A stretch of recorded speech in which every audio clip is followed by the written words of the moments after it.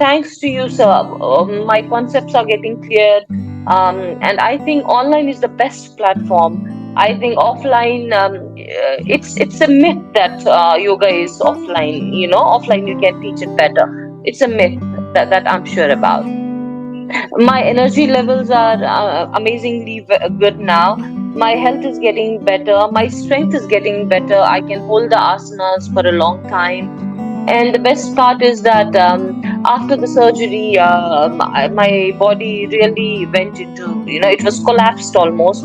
So now it's getting there. It's getting better, and the reports I'm seeing the reports very normal now. In a month's time, I guess more than a month, like a month and 10 days. So I'm seeing amazing changes. Thank you so much.